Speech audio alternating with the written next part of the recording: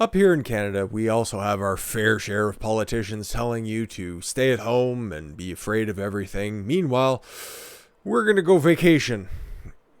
Okay, a couple of senators and prominent figures in the United States have done this, but this one was especially egregious, okay? Rod Phillips, he is Ontario's finance minister in charge of all the money, making sure that the economy goes right into the shitter. And Doug Ford, the premier of Ontario, as of right now, has been one of the most forefront figures when it comes to instituting and maintaining these unconstitutional lockdowns. We talked about the Adamson barbecue, who was defying the lockdowns and just wanted nothing to fucking do with any of that stuff. So he kept his business open, and then he was thrown in jail, and later Rebel Media led a big cause and tried to get him released, and it appears to be successful, and he's pending trial because Doug Ford, this fat-headed retard, is just not a fan of freedom, I suppose. And this story really came back to bite him in the ass, rapidly expanding ass, as his own finance minister took a Caribbean vacation to St. Bart's, and in order to cover it up, he posted a video that he released on Christmas Eve to purposefully show that he would be staying at home and didn't reveal any of his travel plans. Now, he should have just taken a page right out of Gavin Newsom, Nancy Pelosi, one of their playbooks, and just said, I was set up, or I've been planning this for a very long time, therefore I should be allowed to go, right? Yeah, exactly. But this story does have a happy conclusion, so we're just going to go ahead and read the lead up and then the conclusion. How about that? Follow the perfect storyline of things. Doug Ford said he knew that Ontario Finance Minister Rod Phillips was outside of the country before it became public on Tuesday, and takes responsibility for not ordering him back to the province. Yeah, if you're telling everybody else to stay home, you should probably take care of somebody who's in your active employ and make sure that they don't break the rules that you are so brazen about enforcing. The premier said on Wednesday that he was aware about 2 weeks ago. Oh my God, doesn't that take rules for thee and not for me to just another level? At the minister's sojourn to the Caribbean island of St. Bart's, Mr. Ford said Mr. Phillips did not tell anyone he was leaving. So, yeah, even the premier was in on the fucking lie. I don't know, maybe they share timeshare there, and after Phillips gets back, Ford can get in good enough shape to strap on that old mankini and get down there. But the premier said he called Mr. Phillips shortly after the minister arrived and asked where he was, and the minister told him he was away. It's not telling him a lie by saying that. Mr. Ford said you should have told Mr. Phillips to get your backside into Ontario. Ooh, that's some tough talk, but he didn't. The premier said he was upset and frustrated by the situation that somebody found out. Oh, and said the minister is expected back in Ontario on Thursday. Mr. Phillips took the trip despite months of adversaries from federal and provincial governments urging against travel. Non-essential trips are further in the spotlight as more contagious variant of the virus, not really, that causes COVID-19 makes its way around the globe. Justin Trudeau has not traveled internationally or really done anything. I don't know. He made another brilliant statement, which we'll unfortunately have to wrap up with because we couldn't leave Canada out of the fold today. Come on now. But on Tuesday, Mr. Phillips said that he and his wife had been aware of the eventual December 26th province-wide shutdown. Yes, that took effect 12:01 Boxing Day, whatever. Oh, if they were aware of it, he should have fucking been aware of it. He had declared that in like mid-December, for Christ's sakes. I remember covering that at the time and was very upset about it. And he said he continued his daily work as finance minister and member of the provincial parliament for Ajax, including digital calls and meetings. And the timing means Mr. Phillips would have helped negotiate the shutdown from his vacation spot. You love to see it. And you love to see actually something happen.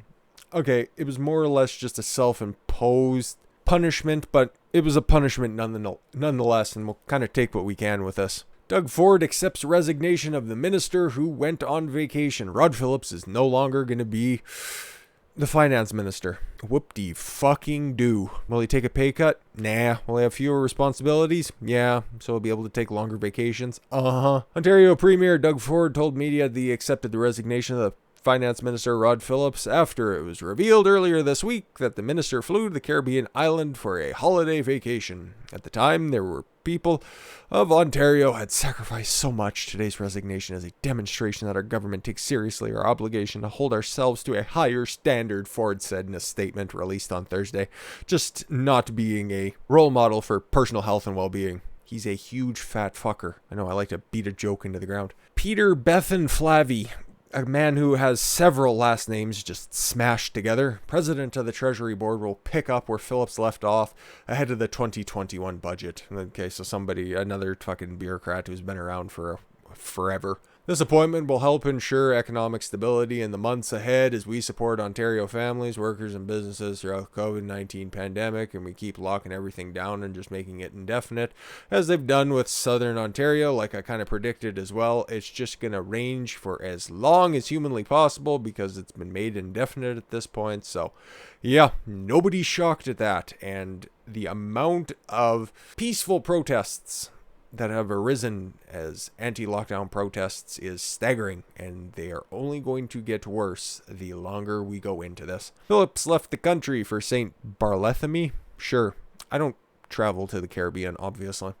A pricey island in the Caribbean sometime earlier in December. The office of the premier said the Ford was not aware of Phillips' travel until after he had left Canada. Oh, but we know that's not the case. Phillips arrived back in Canada on Thursday morning. Oh, just in time to celebrate with his friends for New Year's Eve, the fucking creep. Phillips said he hoped to remain and regain the public's trust. Yeah, everybody will forget about this in a couple of weeks anyways. Don't worry about it. Apologizing for what he called a dumb mistake. But he is a Conservative MP, so he'll probably take a bunch of shit for this. But being a Conservative in Canada doesn't really mean much when you're in politics. It just kind of means that you're center-left and not all the way face-first into communism. I wanted to take this opportunity... Ugh, you know it's disingenuous whenever somebody starts a statement with, I want to take this opportunity. Really? This opportunity for you to grovel for the public's approval? Ugh. To unreservedly apologize for my decision to travel over the holidays. I've disappointed no one more than myself. Yes, because you ruined your family's vacation and you had a lot weighing on your mind how you're going to come back to Doug Ford and try to make up for this egregious mistake. Whatever. It was a significant error in judgment. A dumb mistake, and I apologize for it. I regret it. Phillips said with a nice bronze tan and a little coconut drink with a small umbrella in his left hand. Oh, he was at Pearson Airport on Thursday morning. Yeah, and here's where it gets fucking spicy. Criticism against Phillips came from multiple directions, as many pointed out that the minister had uploaded a video from his Ontario home wishing Canadians a safe and happy Christmas Eve. The video, which was filmed prior to Phillips' departure for St. Barthélemy, was not made to fool the public into thinking he was still in the country, said the minister. Okay, you post a video on Christmas Eve telling everybody to be afraid of this fucking virus. Meanwhile, you're catching some waves in the Caribbean. Ooh, what a bag of shit. I understand why some people believe that this is the case, but it is not. Many politicians, in fact, most politicians pre-plan and preload messages on social media. Yeah, I preloaded videos for Christmas Day, 3 of them, in fact, and I didn't mislead anybody. I said that they would be preloaded, and I said that I'd get back to anybody with concerns or questions or comments on videos Boxing Day. I didn't go out of my way to not mention that whatsoever, and I'm thankful he's no longer in his position. Frankly, it doesn't affect me one bit that he's not there, but I like to see hypocrites taken to task for breaking their own self-imposed rules. Well, I don't think anybody should be suffering from these fucking stupid lockdown procedures. If you're going to enforce them so vociferously, you should have to play by your own rules. So like we know right now, he's no longer going to be the finance minister. Is he going to be a backbencher? Is he still going to have a job in politics? Of course he is. This is going to blow over. Nobody's going to remember this. The fucking news cycle is just going to become electoral challenge leading up to the January 6th, even up here in Canada, because shocker, most of our media coverage is just parroting everything that goes on in CNN, and it just gets much more of a liberal slant, if you can believe it. Any other my Canadian friends can 100% attest to that as well. But to be fair, The final decision doesn't rest with Phillips. It doesn't even rest with Ford. It ultimately lies at the feet of Ford's best friend, Justin Trudeau, who finally popped his head out from the closet that he's been standing in for the past week or so. I guess his wife's boyfriend got a little tired and he needed to go out and get him something to drink. And he was out there enough to make a little statement for everyone. And because he cannot wait for Joe Biden to be in there, he took a page actually out of Joe Biden's book and plagiarized one of his favorite lines, Joe Biden's favorite lines, at least the one that he can remember, the one that he can actually recite properly in public. Trudeau says Canada needs to build back better in the new year. Challenges we have faced this year have shown how important it is to build back better, the Prime Minister wrote. I hate everybody in that room. There is no room on earth that is more deserving of smoke damage. I don't want to say anything further that will get me in trouble. Prime Minister Justin Trudeau released his self-congratulatory New Year's statement on Thursday, patting his party on the back for having people's... No, you haven't. Having people's backs in every step of the way. No, you've told us to be perpetually in fear, making sure that only frontline some workers get the vaccine that they so rightly deserve, I suppose, and making sure that older people are put at the back of the line, or at least make it as hard as humanly possible for them to obtain the virus. It's fucking stupid. He doesn't do anything for people. The only people's backs he has are the people who wouldn't want him behind you anyways. Or if he is there, he's got a giant knife just waiting to put it between your shoulder blades. There's apparently 40% of the electorate who would still vote for this moron. We created measures like the Canadian Emergency Wage Subsidy Act. Wasn't eligible for that, I suppose. The Canadian Emergency Business Account and the new Canadian Emergency Rent Subsidy to help hundreds of thousands of businesses, charities, and the WEEP charity, and nonprofits pay their bills and keep their workers on the payroll. All of your friends, that's it. Prime Minister also reminded Canadians that the pandemic was an opportunity to... while we all move into the new year, I hope Justin Trudeau takes this opportunity to stay back in 2020, where nobody has to think about it. An ambiguous phrase that has been tossed around by the likes of UK Prime Minister Boris Johnson, who actually finished the year on a high note by getting Brexit done finally, and US President-elect potentially maybe the corpse of Joe Biden. You actually say somebody's alive if he hasn't been out in public in a very long time. He's kind of like Schrodinger's president. The challenges we have faced this year have shown how important it is to build back better. As we recover from this crisis and enact the Great Reset, we must take every opportunity to make our country stronger, more sustainable, and more just for everyone. I'm only talking about the provinces that are east of the Manitoba boundary, because the rest of it can just fuck off. I don't care about it. Means taking further climate action. Why? Just another way for you to control us. I get it. You just want to tax everybody into oblivion and make them perpetually subsist only on the government milk. We get it.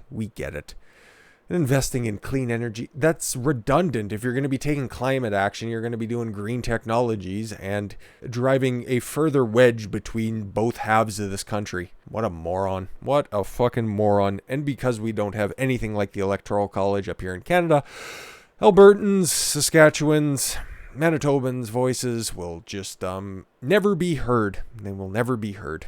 Oh, but I can't leave you guys without letting Justin Trudeau highlight his own highlights, what he considers highlights for the year. Oh, I would consider them nauseating, but let's just go ahead and see. Trudeau also congratulates his party for launching the Black Entrepreneurship Program to support Black entrepreneurs and business owners in partnership with Canadian financial institutions. I cannot tell you how much pandering this asshole does in one video and how much we've had to put up with him and his policies for the past 5 goddamn years. That program could only help 3.5% of our population. And that is assuming every black individual owns and operates a business.